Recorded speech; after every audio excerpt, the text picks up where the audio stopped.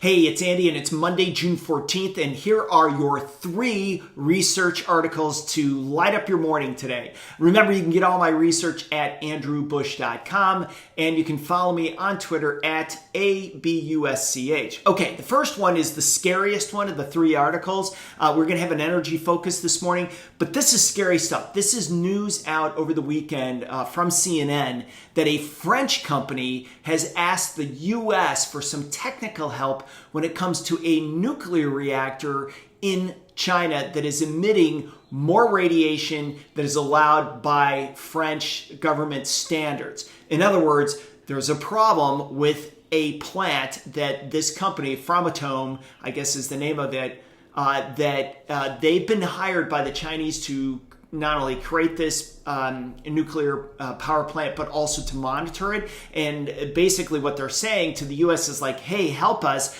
This thing is emitting more radiation that is allowed by our government, and the Chinese government doesn't seem to be doing anything. There's been quite a few meetings over the last week, apparently, that the U.S. has been having. And so this is the story that CNN came out with. And I think it's really scary stuff. Is this another Chernobyl? We don't know yet. But what I would say is this, the question that jumps in my mind is, hey, the plant came out and said that all their environmental readings are normal right now. So my question is the person who put that out, or are the group of people from the Taishan nuclear power plant the same people that ran that ultra marathon where 21 people died? I mean, in other words, they allowed something to happen that should never have happened. And that's what I worry about. China is so opaque when it comes to any problems. Look, governments are overall, they don't like to admit that they've made mistakes, so it's not just unique to China, but with China, it's really hard to figure out what's going on. So you want to keep that up on your radar screen. The next article that I think is interesting is just a wonderful review by the New York Times of what's going on with the G7 and, of course, their commitment to climate goals. But one of the things that they put out there is that they have agreed to the G7 has agreed to push for a reduction in the number of coal plants that are out there, or new coal plants, unless they have carbon capture capabilities.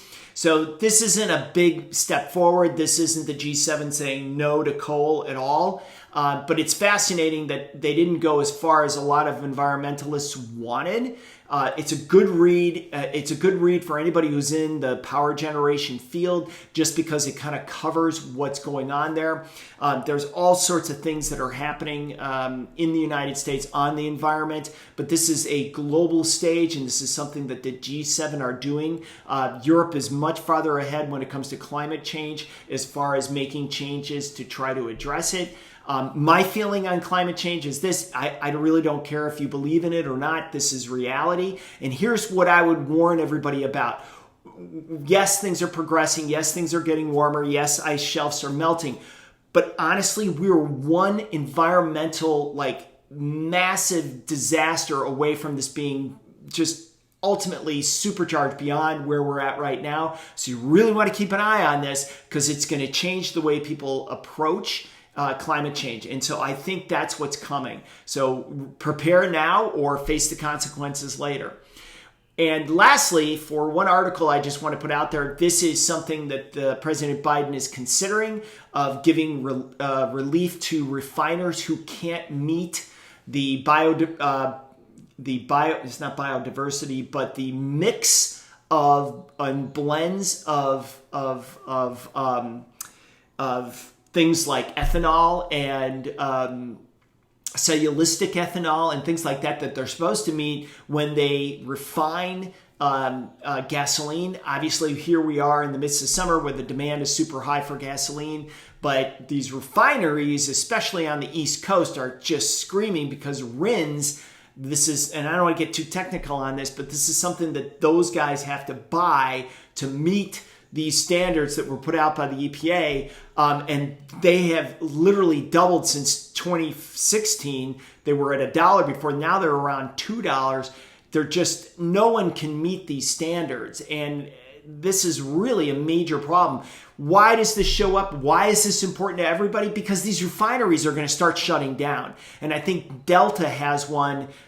They have a refinery on the East Coast that they were using, obviously, for their planes. I think they're going to shut down because it's got something like $375 million worth of RIN costs that they just can't meet. So again, it's a good article. It's on Reuters. So just really the three articles are one's from CNN, one's from New York Times, and the other one's from Reuters. So check those three out.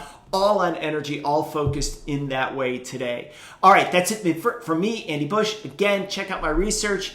And, just follow me on Twitter. You'll see where I'm speaking. If you want it, I'm speaking in a couple of different places coming up recently. So if you want to check those out, I'll post some things on where you can sign up, I think for free for a lot of these. Thanks again and have a great week.